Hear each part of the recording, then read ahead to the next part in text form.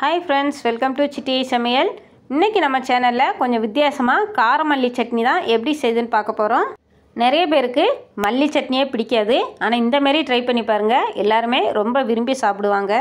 Extra 2 dosa கேட்டு வாங்கி சாப்பிடுவாங்க. அந்த அளவுக்கு டேஸ்ட் செமையா இருக்கும். வீடியோவை ஸ்கிப் பண்ணாம பாருங்க. நம்ம சேனலை ஃபர்ஸ்ட் டைமா பார்க்கறவங்க மறக்காம Subscribe பண்ணிருங்க. பெல் பட்டனையும் கிளிக் பண்ணுங்க. அப்பதான் நாங்க போடுற வீடியோ உங்க வீட்டின் சமையல் மெனுவா மாறும். வாங்க வீடியோக்குள்ள போலாம்.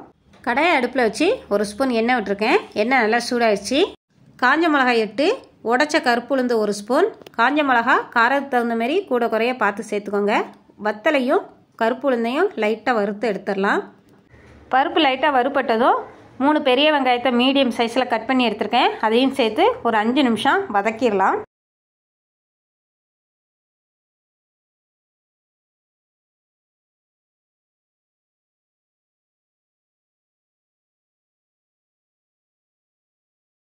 வெங்காயம் நல்லா வதங்கிருச்சு.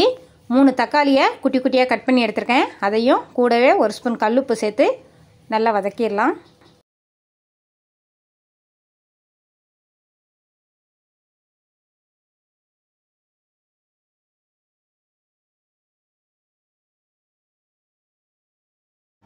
தக்காளி நல்லா வதங்கிருச்சு. வெங்காய தக்காளியை வதக்கியாச்சு. இப்போ அடுப்பை ஆஃப் பண்ணிடலாம். அடுப்பை ஆஃப் பண்ணதுக்கப்புறம் ஒரு கைப்பிடி அளவு மல்லியை சுத்தம் பண்ணி கட் பண்ணி எடுத்துருக்கேன். அதையும் 4 குத்து கருவேப்பிலை இந்த வெங்காய தக்காளியோடு சேர்த்து அந்த சூட்லேயே 1 நிமிஷம் நல்லா வதக்கி விட்டுறலாம்.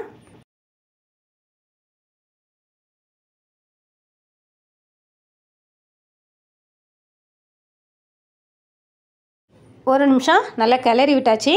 இப்போ இது ஆறட்டும். ஆறுனதுக்கப்புறம் மிக்ஸி ஜாரில் மாற்றி கொரன்னு அரைச்சி எடுத்துடலாம்.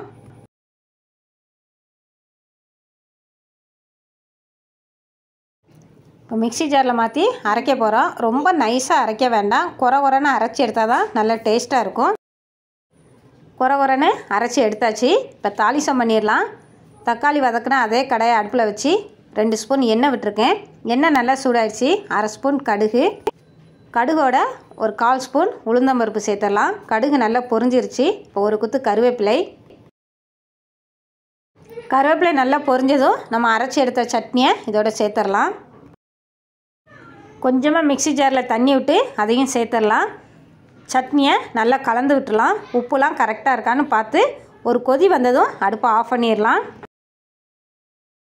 உப்பு கம்மியாக இருக்கிறதுனால கொஞ்சமாக உப்பு சேர்த்துடலாம்.